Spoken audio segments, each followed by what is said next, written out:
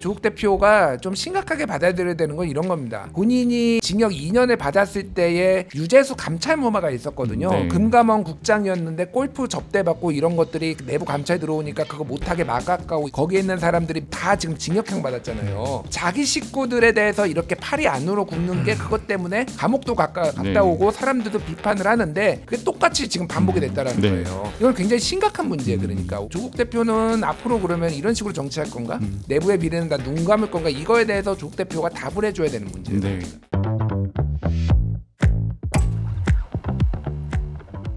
사실 오늘 메인 뉴스 중에 하나는 이제 미 조지아주의 이제 배터리 공장 관련 이제 구금된 300여 명의 한국인들 관련 뉴스입니다. 그래서 다행히도 강훈식 비서실장이 이제 석방 교섭이 좀 마무리가 됐다면서 이제 전 세계로 구금자들을 데리고 오겠다 밝히기도 했고, 조기중 워싱턴 총영사는 이제 현지 시간으로 10일쯤에 전 세계가 출발할 걸로 이야기를 하기도 했습니다.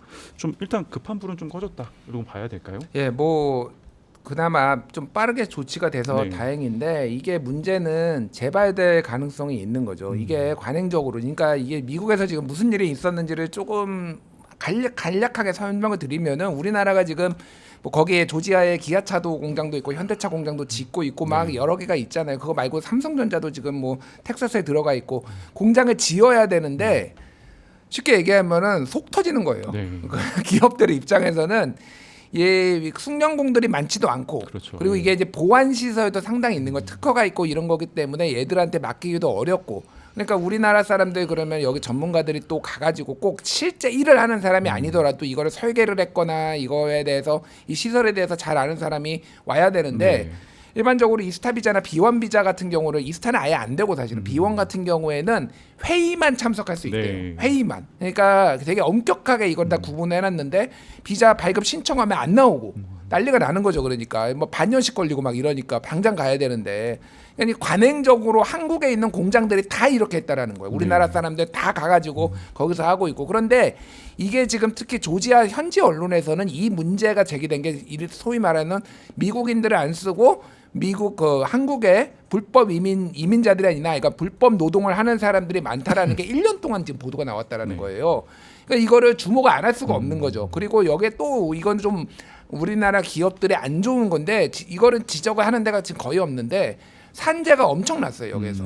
최근에도 보면은 뭐 여기에서 사망한 사람이 2025년 3월에 한국인 노동자 유순복 씨가 67세가 여기에서 지게차에 치여가지고 사망하고 몇 달 전이에요. 네. 이게 5월 달에도 또 외국인인데 앨런 코왈스키가 지금 지게차에서 떨어져가지고 사망하고 막 계속 사망 사고가 나니까 네. 이게 미국에서도 주목을 안 할 수가 없는 거죠. 현지 언론에서 그렇게 하고. 그러니까 이게 지금 국토안보부하고 지금 이런 데서 뭐 이민 세관 단속국뿐만이 아니라 지금 연말 FBI도 들어오고 지금 현지 경찰도 다 들어왔거든요. 이거 준비를 1년 이상 했다라는 거예요. 네. 그러니까 어쩔 수가 없는 거예요. 이거를 그러면은 이제 두 가지 문제가 있는데, 하나는 산재를 좀 안 나게 하는 거, 우리나라 기업들이. 네. 그리고 또 하나는 이거에 대해서 특별 비자를 이제 정부가 협상해서 받아오는 거. 이렇게 좀 이 문제를 풀어야 될 것 같아요, 지금. 대변인님 보셨을 때는 이번 좀 대규모 단속이잖아요. 그러니까 네. 이례적으로 거의 500명 넘는 인력이 투입될 정도로, 그리고 어떻게 사실상 뭐 전쟁터를 방문케 했다는 여러 가지 목격담도 있는데, 네. 이런 배경은 좀 어떻게 보셨나요? 무언가 한미 관계가 삐걱거리고 있다라는 의심을 할 수밖에 없습니다. 지난번에 그 이재명 대통령과 트럼프 미국 대통령 협상 분위기 정말 좋았다 이렇게 얘기를 하고는 있지만, 어쨌든 미국의 보수 정권, 뭐 트럼프라는 변수를 고려하지 않더라도 네. 보수 정권이 들어섰을 때, 한국의 보수 정권이 들어섰을 때의 관계와 진보 정권이 들어섰을 때의 관계는 같을 수는 없다고 생각해요. 네. 왜냐하면 미국이 세계 질서를 재편하는 과정, 또는 북한 비핵화 문제를 다루는 과정이라든가 중국 문제를 다루는 데 있어서 한국을 레버리지 삼아서 활용해야겠다는 생각을 많이 하는데, 네. 어쨌든 진보 정권이 들어서면 불편하거든요, 심리적으로. 네. 그래서 이거 직접적으로 이렇게 잡아들인 게 그런 거의 표현이라고까지 말씀드릴 수는 없겠습니다만, 그럼에도 불구하고 뭔가 한미 관계가 조금 삐걱거리는 소리는 들린다. 네. 그 근본에는 저는 이재명 대통령에 대한 일종의 불신도 있을 수 있다고 생각해요. 네. 그게 이걸로 바로 연결됐다고 제가 연결 짓는 건 아닙니다. 네. 그러나 전반적인 한미 관계는 과거 만약에 윤석열 정권이 그대로 연장됐더라면 이 정도로 이렇게 우리가 우려하는 시각으로 한미 관계를 보거나 이러지는 않았을 거거든요. 그런데 그런 그 미묘한 뉘앙스 차이는 분명히 있는 것 같아요. 네. 오늘 이제 오전 뉴스에 따르면 이제 트럼프 대통령이 여기에 대해서 좀 입장을 보였죠. 그래서 우리는 한국과 매우 좋은 관계를 갖고 있다.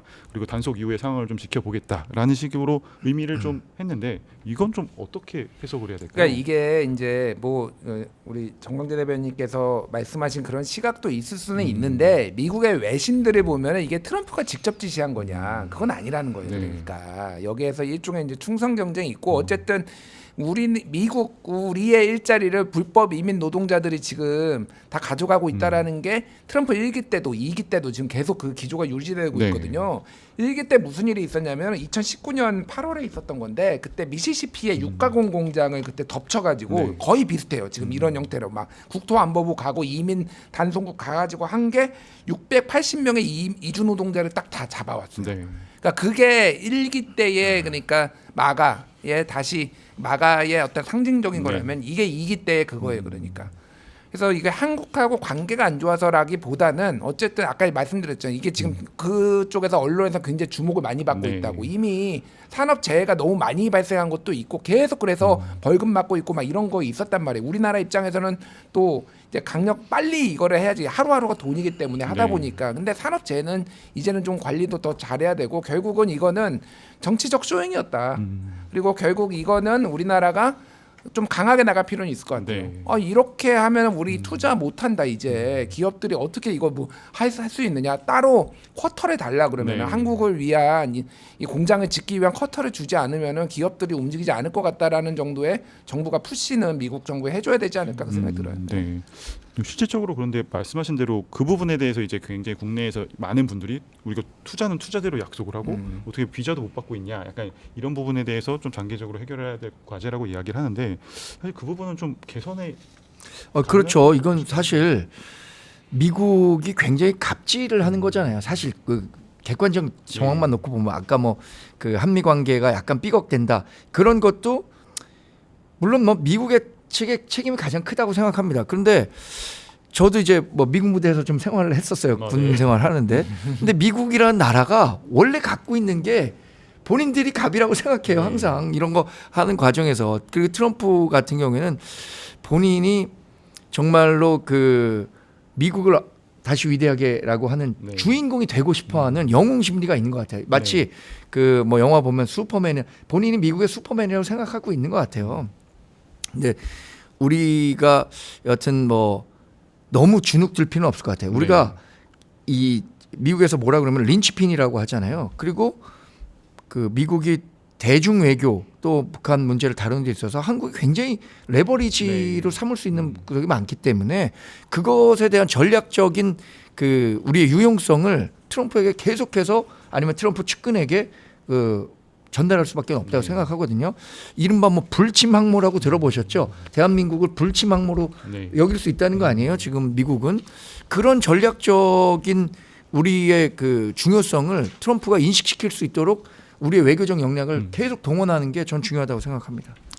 저희 그러면 이제 그 정부 조직 개편안 문제로 좀 한번 넘어가 보겠습니다. 사실 어제 뉴스가 굉장히 많이 쏟아져가지고 저도 오늘 또 열심히 좀 챙겨보고 왔는데 뭐 가장 핵심 중에 하나는 이제 검찰청 폐지 문제가 될 것 같습니다. 이제 중수청을 어디에 설치하냐를 두고도 법무 분야, 행안 분야 가지고 뉴스가 한참 나왔는데 결국 행안부로 결정이 되었고 그러다 보니까 결과적으로는 검찰에 있었던 그런 어떻게 보면 우리가 소위 말하는 수사 권력의 그런 힘이 결국은 뭐 중수청으로 가는 것 아니냐 이런 식의 우려들도 있을 텐데 이번 좀 검찰청 폐지 부분은 좀 어떻게 좀 보고 어떤 여파가 좀 예상되시나요? 일단 뭐 검찰청 폐지는 예견된 상황이었죠. 그렇죠. 그리고 국민 여론도 어쨌든 검찰이 이렇게까지 선택적 수사를 하거나 선택적 불기소를 하거나 이런 것에 대해서 여론이 안 좋았기 때문에 근데 사실 저는 중수청이 행안부로 가든 법무부로 가든 큰 상관없다고 봐요. 그거는 부처의 알력 다툼, 본인들 산하에 좀 더 영향력 있는 뭐 산하기관을 두기 위한 알력 다툼 정도로 봤고 운용을 어떻게 하느냐가 중요한 것 같습니다.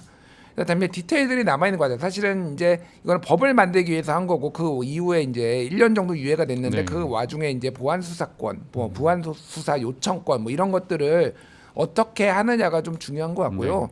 이게 전체적으로 뭐 이게 검찰뿐만이 아니라 전체적으로 보면은 MB 이전으로 돌아간다. 저는 그 생각이 들었어요. 그러니까 예를 들면 기재부도 이제 기획예산처 그때 MB 때 네. 합친 거잖아요. 그러니까 원래 기획예산하고 재정경제부하고 있던 거를 이제 기획재정부를 이제 합친 거잖아요.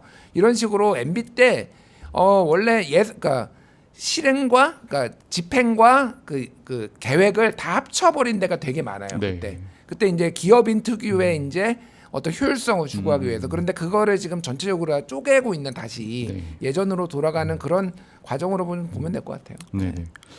대변인님께서는 저는 어떤- 검찰 개혁 관련해서는 민주당이 굉장히 감정적으로 이 문제를 접근하고 있기 때문에 지금 본인이 권력을 잡았을 때 이때 안 하면 못한다라고 생각하고 있는 네. 것 같아요. 지금은 가장 힘쓸 때잖아요. 사실 이재명 대통령 당선된 지 100일밖에 안 됐고 의석수 지난해 몇 개 180석 법률권 얻었지만 당시에는 뭐 거부권이 있었기 때문에 할 수 있는 것도 없었어요. 네. 그래서 지금 빨리 물 들어왔을 때 놓아줘야 된다라는 심정으로 굉장히 감정적 접근하고 있는 겁니다. 민주당은 언제부터 이 검찰에 대해서 굉장히 불만을 갖고 있었냐? 저는 가장 그 직접적인 계기가 된 거는 노무현 전 대통령에 대한 수사서부터 네. 시작됐다고 봐요. 그때부터 지금 15년 정도가 지나는 동안 본인이 그 집권했을 때는 계속해서 검찰을 바꾸고 싶었는데 그러지 못했기 때문에 이번 아니면 안 된다라는 네. 생각을 갖고 있는 것 같고 그렇게 감정적으로 접근하다 보니까 조금 더 거칠어진 측면이 있습니다. 예를 들어서 뭐 행안부냐 법무부냐 근데 행안부에 가면 우리가 김준일 평론가 그 아무 상관없다고 하지만 행안부에 가면 지금 국수본, 중수청, 경찰 모든 수사 조직이 다 행안부로 몰리게 되거든요. 네. 그런데 그 안에서의 견제와 균형을 어떻게 할 거냐 이 부분에 대한 고민도 좀 해야 된다고 생각해요. 저는 그래서 정성 법무부 장관도 적어도 중수청은 법무부에 남는 게 좋겠다. 모르겠어요. 이재명 대통령도 그 생각을 갖고 있었는데 지금 못 이기는 척 민주당 의견을 듣는지 확언할 수는 없겠습니다만 그렇기 때문에 좀 거칠게 가는 것 같아요. 네. 알겠습니다. 저희도 아까 말씀하셨지만 기재부에서 이제 예산 기능을 떼어낸 부분도 굉장히 좀 중요한 부분인데 그러다 보니까 사실상 국무총리실 산하에 두긴 했지만 어떻게 보면 대통령의 영향력 아래 두는 것 아니냐 그러면서 여러 가지 좀 정치적 변수에 더 예산 기능이 영향을 받는 것 아니냐 이런 지적들도 있을 텐데 이 부분에 대해서는 좀 어떻게 보셨나요? 근데 기재부가 예산할 때는 그러면 영향 안 받았나요? 아니겠죠? 어차피 마찬가지예요. 예. 제가 보기엔 다만 상징적으로 이게 여러 부처들이 이를테면 뭐 통계청도 이제 데이터처가 됐나요? 뭐 이렇게 돼서 이름을 바꾸면서 조금 더 위상을 높여주고 이게 다 국무총리 산하로 다 네. 들어갔거든요. 그래서 조금 실질적으로 국무총리 권한을 좀 강화하고 독립적으로 할 수 있는 그러니까 일종의 이원 집정부제 같은 느낌을 좀 제도적으로 해보는 건 어떤가 그 생각이 네. 들어요. 그러니까 내치는 국무총리가 좀 주도적으로 하고 그리고 그 외에 국방이라든지 외교나 이런 거는 대통령이 하고 사실상의 이원 집정부제처럼 되기는 쉽지 않지만 우리나라 네. 이제 권력 구조상 그냥 그런 식으로 조금 해보는 것도 나쁘지 않겠다. 음. 그래서 이게 기재부 걸 떼가지고 뭐 총리실 산하로 뒀다고 해서 저는 그렇게 보지는 않아요. 네. 어차피 개입하려고 하면 어떤 식으로는 다 개입했고요. 네, 네. 그렇게 정부 의지를 다 관철시켰기 때문에. 예. 그래서 저도 총리 밑에 있을 때와 경제부총리 밑에 있을 때 네. 대통령실의 그 외압을 누가 더 잘 막을 수 있나? 이게 여론에서 판단하는 것처럼 무슨 차이가 있지? 이렇게 생각했는데 이런 차이는 있는 것 같아요. 총리는 보다 정무적입니다. 그러니까 대통령의 입김으로부터 경제부총리는 대부분 어떤 사람이면 경제 관료 출신들이 네. 올라가고 정말 전문 정무직인 사람들이 하는 거고 총리는 완전히 정무적인 사람. 그러니까 대통령 뜻을 그냥 받들어서 하는 사람들이 네. 하기 때문에 경제부총리 산하에 있을 때는 그래도 가서 이게 제가 이거 뭐 다 해봐서 아는데 이거 이렇게 하면 안 됩니다. 이런 정도의 이야기를 할 수 있는 정도, 그 정도 차이인데 그 부분에 대해서 뭐 차이가 크다면 큰 거고 작다면 작다고 이렇게 평가하는 것 같아요. 네. 그래서 저는 총리 밑으로 가는 게 뭐 우리 어차피 이재명 대통령을 뽑은 거잖아요. 그럼 이재명 대통령에게 국정 운영을 맡겼으니까 뭐 정부 조직 개편과 관련해서는 지금 그 검찰 개혁 이런 것과 관련한 걸 제외하고 일정 부분 야당도 협력할 부분은 네. 협조할 필요는 있다고 생각합니다.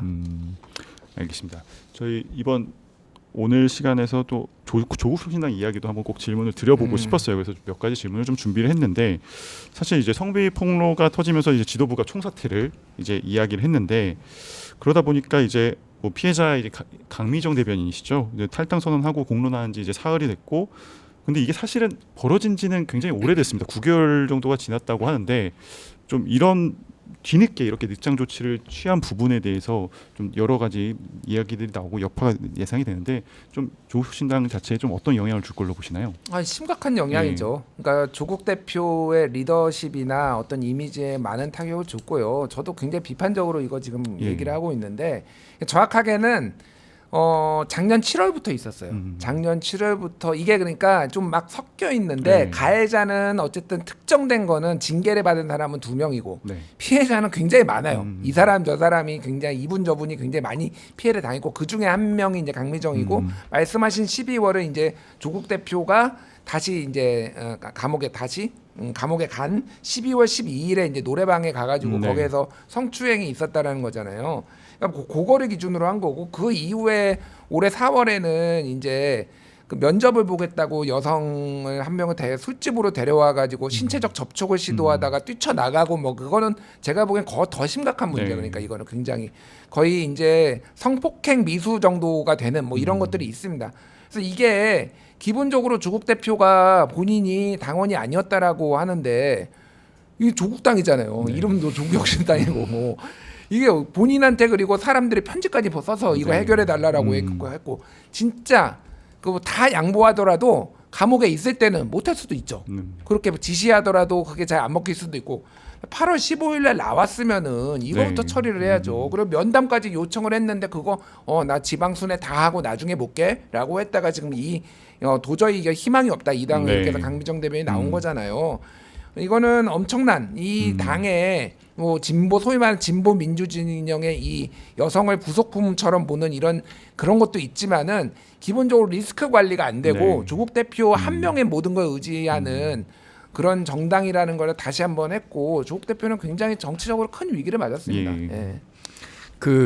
저는 이 관련 기사 보면서 이분 한 얘기에 집중했어요. 장영승 리셋 코리아 행동 대표라는 분이 있어요. 이분이 본인의 페북에 글을 올렸는데 어떤 사람이냐면 조국 대표와 대학 동기고 조국혁신당 창당 같이 했던 분이에요. 뭐라 그러면 7월 17일 날 조국을 면회했다. 그 자리에서 조 원장은 내가 나가야 해결되고 나가서 해결하겠다 이렇게 말했어요. 그래서 믿고 기다렸다. 그런데 출소 2주가 넘었음에도 피해자들과 만남이나 전화 통화 한 번 하지 않았다. 이게 문제라는 거거든요. 저는 조국 전 대표가 본인밖에 해결할 수 없다는 걸 알았다는 얘기를 한 거예요, 지금. 그런데 나와서 꽤 오랜 기간 아무 얘기도 하지 않았고 그런 침묵을 강미정 대변인은 그 침묵조차 나름의 정치적 메시지로 해석해야 하는 게 자신의 몫이라고 생각했다고 했잖아요. 그래서 조국 전 대표가 이 문제를 너무 순진하게 대응한 것 같아요. 이거 그냥 뭐 좀 있으면 뭉개질 거지. 이게 뭐 큰 문제 안 될 거야. 이렇게 생각한 것 같은데 정말 큰 문제가 된 거고 이게 사회적으로는 이제 그 성인지 감수성이라는 것들이 우리가 생각하는 것보다 이제 사회적 인식이 훨씬 더 선진화됐다고 보거든요. 더군다나 조국혁신당은 그런 문제와 관련해서 굉장히 좀 더 앞서 나간 메시지를 냈던 정치 집단인데 정작 본인들 집단에서 일어난 일에 대해서는 이렇게 도외시하는 거 이거에 대한 뭐 국민적인 실망이 컸다고 생각하는 거고 가뜩이나 조국 전 대표는 이제 공정한 척하지만 불공정하다. 착한 척하지만 착하지 않았다. 이런 위선, 이런 프레임에 갇혀 있는데 이거 역시 그거를 가중시킬 수 있는 대단히 큰 정치적 악재가 될 것 같아요. 사실 지도부가 전 총사퇴를 하긴 했지만 어쨌든 앞으로 이제 결국은 조국 현재 원장이 어떻게 수습하느냐의 이 부분일 텐데 수습할 수 있는 방법이 좀 있을까요? 뭐 이제 피해자들이 납득할 만한 조치가 나와야죠. 이미 물은 엎질러졌고 뭐 이거를 수습을 한다라는 거는 더 이상 여기에서 문제 제기나 이런 게 안 나오게 기사가 안 나오게 이 정도면은 피해자들도 납득하고 언론이나 이제 국민들도 그래 뭐 이 정도면은 객관적으로 할 만큼 했다라는 게 이제 나와야 되는데 이게 지금 이제 한 명은 제명당했고 한 명은 지금 1년 당원권 정지 1년이라서 지금 복귀한다라는 거예요. 그리고 네. 조국 대표가 출소할 때 꽃다발 들고 옆에 있었던 사람이 그 가해자 중에 한 명이에요. 네. 민정수석실에 같이 근무를 했고, 그러니까 이게 조국 대표가 좀 심각하게 받아들여야 되는 건 이런 겁니다. 본인이 징역 2년을 받았을 때에 이제 그 비리가 그게 있었잖아요. 그러니까 자기 그 입시 비리도 있었지만은 유재수 감찰무마가 있었거든요. 네. 금감원 국장이었는데 골프 접대받고 이런 것들이 내부 감찰 들어오니까 그거 못하게 막아가고 이렇게 하다가 거기에 있는 사람들이 민정수석실이 줄 백원호 등등 해가지고 다 지금 징역형 받았잖아요. 그러니까 자기 식구들에 대해서 이렇게 팔이 안으로 굽는 게 그것 때문에 감옥도 갔다 네. 오고 사람들도 비판을 하는데 그게 똑같이 지금 반복이 됐다라는 네. 거예요. 이건 굉장히 심각한 문제예요. 그러니까 오히려 성인지 감수성도 문제인데 조국 대표는 앞으로 그러면 이런 식으로 정치할 건가? 자기의 비리든 내부의 비리는 다 눈 감을 건가? 이거에 대해서 조국 대표가 답을 해줘야 되는 문제예요. 네. 그러니까. 네. 민주당에서 사실 비판 메시지가 좀 나오고 있습니다. 이제 이현주 의원 같은 경우에는 대중의 눈치만 살피면서 SNS 정치로 일관한다. 굉장히 유감스럽다. 이런 입장이었는데 이런 민주당에서 나오는 좀 비판 목소리는 어떻게 보셨나요? 앞으로 계속 나올 것 같은데요. 네. 조국 전 대표의 정치적 위상이 계속 커질수록 네. 지금 상당히 위기예요. 이 위기를 어떻게 극복하냐에 따라서 조국 전 대표는 뭐 아니 본인 할 수 있는 정치라는 게 뭐가 있겠습니까? 내년 재보궐 선거에 나올 거고 2030년에 대통령 선거 나오겠다는 생각밖에 안 하고 있을 텐데 반대로 민주당에서는 조국 전 대표가 성장할수록 본인들의 파이가 작아질 수밖에 없다라고 생각할 거가 분명하죠. 그래서 저는 조국 전 대표가 이런 정치적 위기에 들어설 때마다 민주당에서는 이른바 이제 뭐 정청래 대표와 가까운 분이든 아니면 차기 그를 노리는 유력 정치인과 네. 가까운 분들 이분들 중심으로 조국 전 대표를 막 이제 밟기 위한 다양한 정치적 메시지들을 끊임없이 낼 것 같습니다. 그게 정치의 본질 같아요. 어떻게 네. 생각하면.